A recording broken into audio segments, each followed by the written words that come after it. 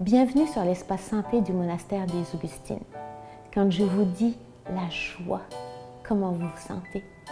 C'est un état qui évoque un bien-être qui est tellement grand et en même temps, c'est tellement difficile de définir la joie.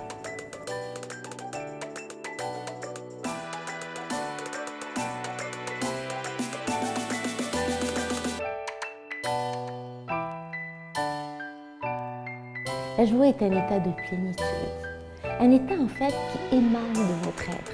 On ne peut pas décider que parce que je vais faire A plus B plus C plus D, je vais ressentir de la joie. La joie s'exprime, elle vient du plus profond de notre être. On la reconnaît parce qu'elle est souvent unie à deux états aussi qui sont très importants pour notre bien-être et aussi pour notre quiétude intérieure. La plénitude, on a le sentiment que tout est entier à l'intérieur de nous, et la gratitude. On a le sentiment par la suite qu'on a envie de dire merci, merci à tout, merci à la vie. Et là, le trait d'union entre tout ça, c'est l'amour. C'est un état d'amour avec soi, avec la vie. Ça ne veut pas dire qu'il est toujours là. Ce qui est important en fait, c'est de cultiver à l'intérieur de notre vie, à l'intérieur de notre quotidien et de nos journées, des actions et surtout des intentions qui nous amènent de plus en plus en cohérence avec qui on est et avec ce qu'on aime pour amener cet état à s'exprimer de plus en plus. Pensez à la naissance d'un enfant et pensez aussi aux enfants qui sont en train de jouer, les éclats de rire, ces moments de fou rire, mais ça peut être aussi des moments très calmes. Vous marchez, vous regardez les étoiles et vous avez le sentiment que tout d'un coup, tout est là. Tout est là. Quand tout est là, vous êtes au-delà de la satisfaction. Vous êtes dans la plénitude. Et ça m'amène à vous amener en fait aussi un parallèle entre le plaisir et la joie, parce qu'il y a beaucoup de confusion.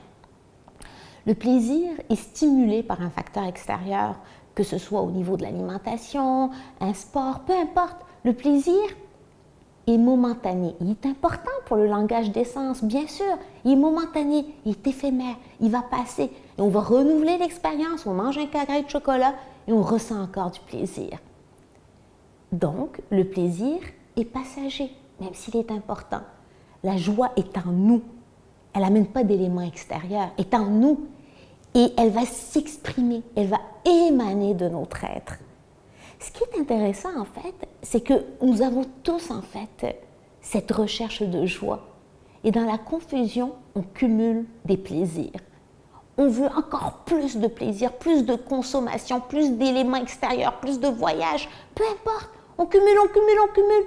Mais c'est comme si je marchais et je marche de plus en plus vite et je cours. Alors que la joie, c'est voler, c'est se déployer. Elle n'est attachée à rien, elle est attachée seulement à vous et à votre attitude et à votre perception de la vie. Et c'est ça qui est intéressant parce que les plaisirs amènent cet état de dépendance quand on est dans les déséquilibres, alors que la joie, c'est un état de détachement. Comment cultiver la joie dans notre quotidien? Une des premières étapes est, je crois, de cultiver nos passions, ce qui est important pour nous. Prenez une feuille, mettez en vrac ce que vous aimez, la peinture, la danse, la cuisine, le jardinage, peu importe.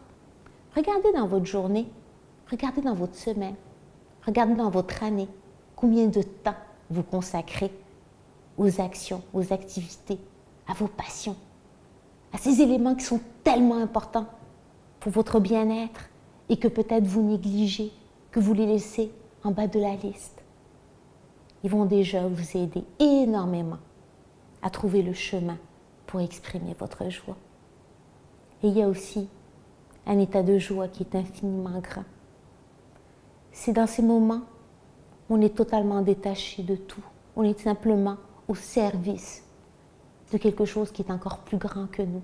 Dans les moments où vous aidez. Peut-être que c'est simplement en aidant une personne âgée à traverser. Peut-être aussi si vous observez en fait dans votre travail, dans votre quotidien, combien vous êtes au service de quelque chose qui fait du bien, mais vous n'avez aucune attente. Vous êtes simplement au service d'eux. Quand à l'intérieur de votre journée, vos actions sont en cohérence avec vos intentions et quand vos intentions sont ancrées dans l'amour, la joie s'exprime naturellement. La joie amène automatiquement une quiétude au niveau de l'esprit.